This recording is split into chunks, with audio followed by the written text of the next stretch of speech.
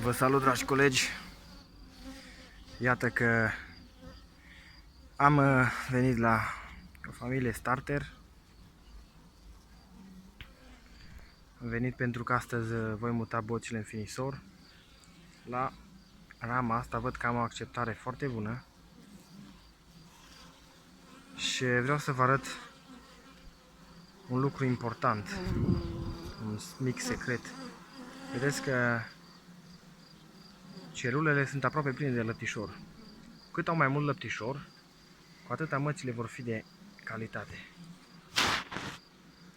Pe leațul ăsta e acceptarea 100%. Pe leațul de jos văd că una n-a luat-o în creștere.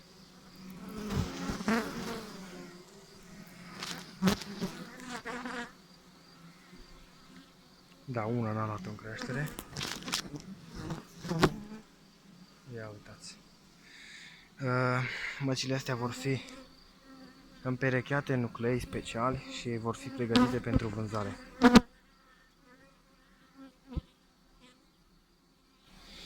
Acum mă voi ocupa să le bag în finisoare. Familii pregătite pentru așa ceva special. Am una aici. Să vă arăt. E cam așa se prezintă. Aici va fi băgată rama, am lăsat spațiu. Matca izolată în corpul de jos cu o gratie Haneman.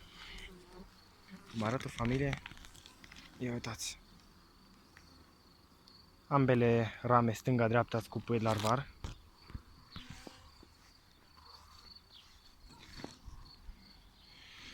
Și aici la fel.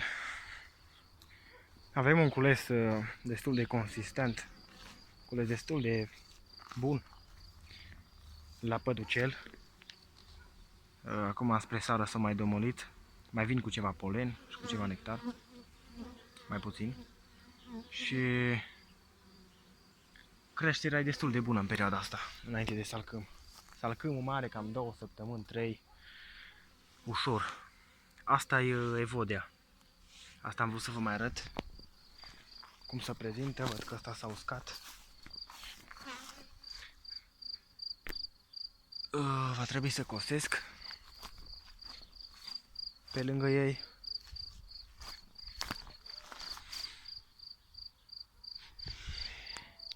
Cu seceta ce a fost, chiar dacă mai pierd câte unul, nicio problemă, o să-i înlocuiesc la toamnă. Deocamdată mă ocup în perioada asta cel mai mult de roiuri. Am populat lăzile astea, am făcut 20 de roiuri. M-am acasă, o tură de stupi.